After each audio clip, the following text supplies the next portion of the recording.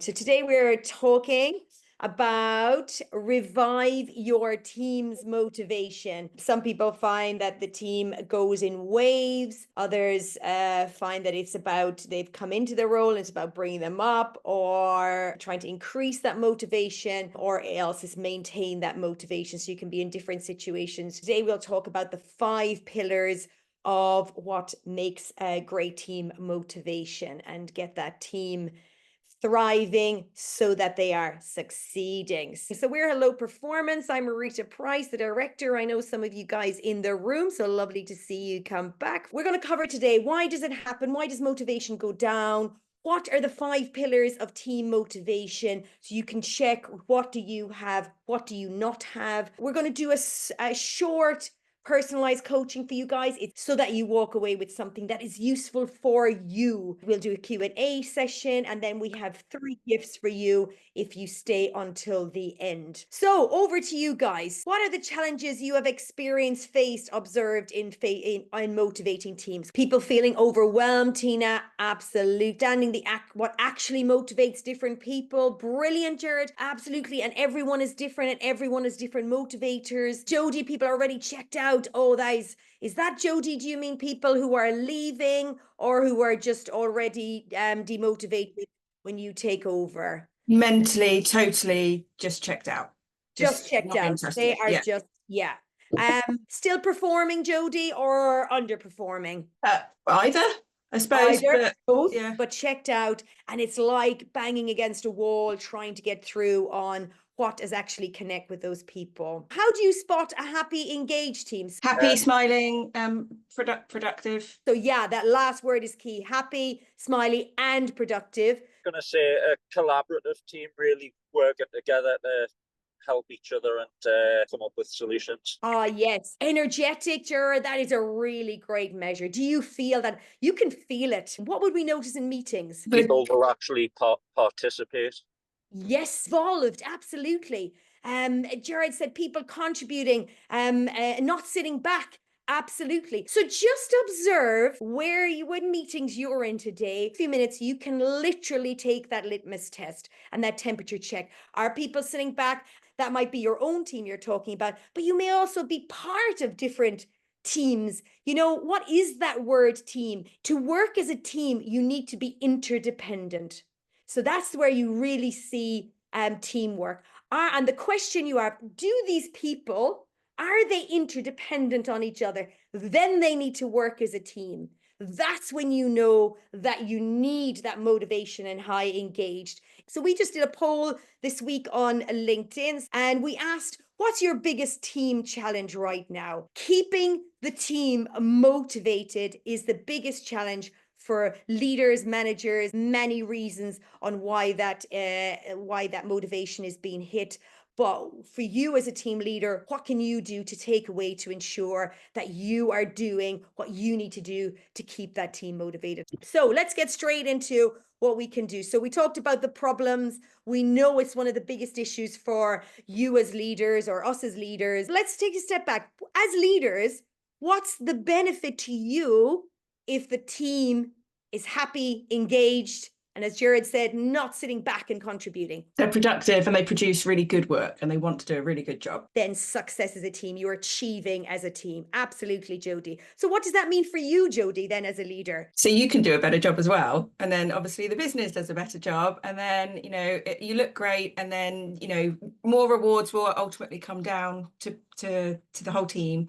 It's just, it's like a ongoing circle, I think. It's that ongoing positive circle. More rewards for you. You do a better job. Think on a Monday morning what it does for you when you come in. If you're walking into, as Jared said, the people sitting back, not contributing, or you're walking into that meeting where people are ready to get going, they're wanting to contribute, they're literally bursting at the seams to get cracking, for you, is that, which environment do you want to be in? We want to be in that energetic environment, and we want to feel part of something. We want to feel part of we're succeeding in something, or that drain on us when we're dragging responses out of people and we're, pushing them and chasing them for responses and actions and delivery. Getting to the Friday in this option compared to getting on the Friday where the team are energizing you is a very different. It drains us. It takes, we come home then where our energy has been zapped. It's sucking the energy out of you. So in leadership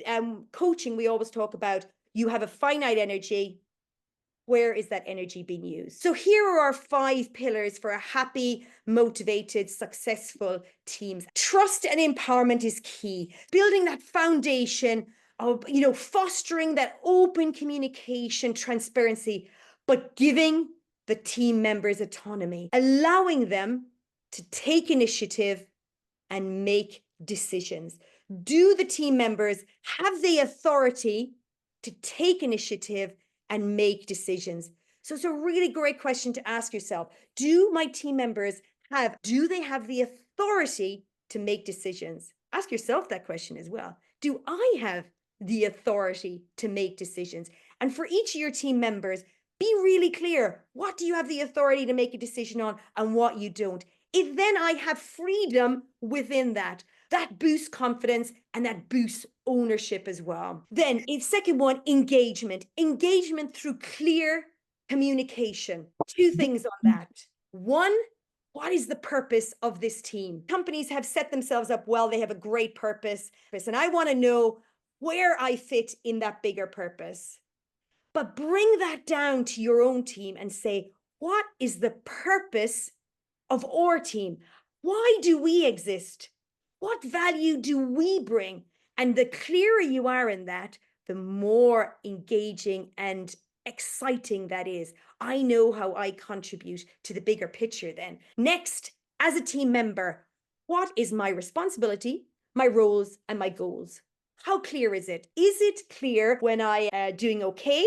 And is it clear when I am really succeeding? If that's not clear, as a leader, it is really difficult to pull someone up, but also to reward someone. When are they doing great and when are they not? What was your goals, but also the expectations? And that's taking it slightly to the next level and it can be behavior. A lot of the time we have issues with people, not because they're not delivering on their specific goal, because if it's technical, it's really clear. You're meant to do 3, you've only done 2, you haven't achieved your goal. But what about is when they have behaviors that don't align with your team? That's when they're a bit toxic, or they treat people badly, or they're not working together as a team, they're not supportive. Set those out. What are your expectations as a team? As us team, this is how we want to behave. Clear communication. Do I know what my goals are? Do I know the expectations of how I'm going to behave? And do I know what purpose I am, what we are going to do as a team, and how we feed into the biggest picture? The number 3, acknowledgement. And this is rewarding and recognizing. And a really great tip here is, are you finding specific things to give positive feedback about 3 times more than you're finding the things to give constructive or improvement feedback on? 3 to 1. It's a really good measure for yourself. Be specific. It must be on time to build the trust that yeah, actually, you're here to help me improve. I'm going to listen to you. So acknowledge and reward. So recognize individuals, but also teams. And your ultimate goal here is that peers are recognizing peers. So not just the manager. That is the goal you're aiming for.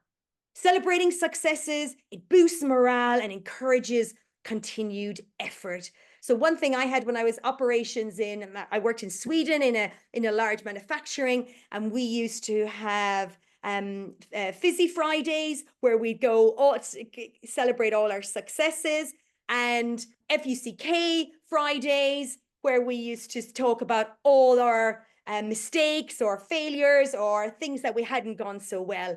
And we would each share something that we had done, that we'd messed up, and then what we are doing to fix it, or getting some team input on how we can fix it. There we had great chance for rewarding, celebrating, and acknowledging what people are done. People need acknowledgement. One of the biggest reasons people leave jobs is not feeling valued. 54% say they do not, above financial, above anything else, they do not feel valued. That's why people leave jobs. So that is one of the easiest ones to do, but is the one missed the most. You want to start anywhere, start there. 4% people not feeling they're not feeling valued. And when employees feel values engaged, they go above and beyond, they drive innovation, productivity, and happiness in the work. And that's so recognizing and rewarding, separate recognition from compensation. People want to be appreciated, not just rewarded. And your appreciation, it must be specific. Do not send the email, great job. It can have an actual opposite effect than you think it's having. It can have negative impacts, those emails. They did research in Harvard about emails saying, great job, good job, be specific. You did a great job when you did this, or the outcome of that was fantastic, great work on achieving, Be specific. We have a genuine recognition guide, so ways to recognize people. We'll give you that after this workshop as well. Managers need recognition just like individual contributors. So I know we have some HR in the room as well, and this is a really key one. Are we recognizing our managers as well? So not just in our team, but our managers. Here, the percentage of leaders who agree with this specific statement. My personal contributions are not valued, only my team. 38% of mid-level said they felt their team was recognized, but not their personal contribution. So asking, how are we making sure, and if you have managers under you, how are we making sure the managers are recognized? 52% for senior level. So anyone at senior level, 52% felt that their team was recognized and not their personal contribution. So watching out for that. How are we recognizing our managers and leaders as well? Mastery is, I want to be better, and that growth and development. How are we developing our team members? There's that continuous learning and that skill development, offering opportunities for training, mentoring, career progression. And if there isn't cash in the budget for doing training, there's lots of ways internally you can do this for free. There's mentoring, there's sharing groups, there's group learning sessions you can do. One company we had set up some mini master classes on a Friday. So at lunchtime on a Friday, someone from the team would share a mini masters. Like someone was really brilliant at Excel, so they did that, and someone else was really great on Techer. They did something on that. So mini masters, there's many ways to do it. Don't let budget be the thing that says we are not going to do development. So that's where feedback comes in massively as well. So your skill as a leader to be able to give effective feedback is a key one. And last of all, we want to be part of something that's successful. It's really hard to be motivated if we're failing as a team all the time. It really is. It's very difficult for any leader if, budgets are really tight. We're also not hitting the numbers. Our goals are really, we're not hitting the targets. That is a really, really tough one. So what do we do if we're in that situation? This is where you can find some gold, is find out what we are achieving and measuring, having internal measurements in your team to show, you know what, we're not succeeding up there, but we are succeeding in these ways. So for sports teams are really great at this, is did we play how we wanted to play rather than just the score can be so demotivating. So having some internal measurements so that we can celebrate, so we are succeeding and we are acting and behaving in the way we want to. We need to find those successes. And so all the things that we instinctively know, the trust, engagement, acknowledgement, growth and development, but find successes. That is the key. You need to be celebrating something. And there is always things to celebrating. People are working hard during the week. Don't tell me there isn't things that we can celebrate. My biggest learning through all this work that we've done is, if the manager is not motivated, we can't expect the team to be motivated. So taking care of our managers is really key. Do they have the authority to make decisions and take initiative? Are they getting the reward and recognition? We saw, a high percentage of them don't feel valued. How are we ensuring that each of those managers are feeling motivated? We can never expect I have never seen where a team are motivated where the manager is not motivated as well. So that's a big watch out. So if you're a team leader, asking yourself, am I motivated? Am I having an effect on on this team? And how am I impacting my team? And a lot of the time, what holds, and I say you, but you as a leader, or if you're HR and you're considering the leaders in your organization, what holds the leader back holds the team back. So here's tip. I'm going to give you a little bit of time, 5 minutes we're going to spend for you to consider your own leadership here. Take a pen and a paper and take this moment, 5 minutes out of your day, that hopefully you'll have a little bit of an awareness of what you need to do next. What is the real challenge you are facing right now that you haven't yet addressed? What assumptions are you making about the situation that might be limiting your options? What would happen if you did nothing about this issue? What outcome do you really want? Really, really want? What's stopping you from going after it? How might you be contributing to the problem? What could you do differently to shift the situation? If you were no longer afraid of the outcome, what would your next step be? What is the smallest, simplest step you can take right now to move towards resolving this issue? That is 5 minutes of little coaching session. He's fitted in this morning. How was that for you guys? Really powerful. Great, Jodie. Some new insights, some fresh thinking. Yeah, and it's very much like I know what I need to do, and I'm just burying it, and it's like it's there. Thank you. You're welcome, Jodie. Similar kind of thing. Know what the issues are. It's just facing up, being bold enough to kind of deal with them. And most times we know the answers. It's just and that's where coaching is really powerful to help you bring your solution and not telling you the solution. That's the great thing. So I'm delighted that that was a useful session when we see our own contribution to resolving the situation. Absolutely, Jodie, really powerful. I think adding to that, it's kind of, it's not as simple as that though, because it's the consequences. I mean, I'm dealing in a business which is going through a turnaround, so the risk is business failure, and we've got some quite negative, underperforming people, which are part of the problem. And the issue is, if you don't do anything, the business will fail. But absolutely, Jared, about needing more than 5 minutes, I totally agree. It's a sample, but you can take them away and have a little cup of coffee all by yourself somewhere, sit in a bench and consider them. So what do we do as leaders? We do, as I said, one-to-one coaching, or we also do group coaching or group work. We have 3 free gifts for you today. I'll send you a link to find out what your team leadership score is.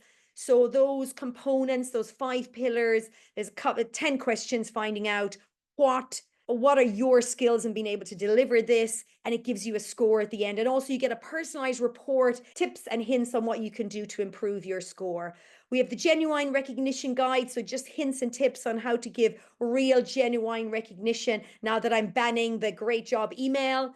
And we also have a template for working out your team purpose, which I think is super powerful if you know what your purpose of your team is, and making sure you're communicating and using that regularly in your team meetings. What is your purpose as a team? So we also have a guide for that. So I'll send you those 3 things after that may be of help. Gem and a pledge. Let's go round the room quickly. What's your gem? Something you took away from today, and what are you going to do with it, even more important? So the gem is the one that you said, it's about the lowest performing person is what we will tolerate. Really good. I love that. And my pledge is I'm going to do the thing that I've been putting off doing. Brilliant. I'll be following up, Jodie, with you, making sure you do that. Jared said the no great job emails as gem and pledge. Love it. Just replace it with something more specific. I think it's having those tough conversations, be clear about objectives, expectations, what they're doing good, what they're doing bad,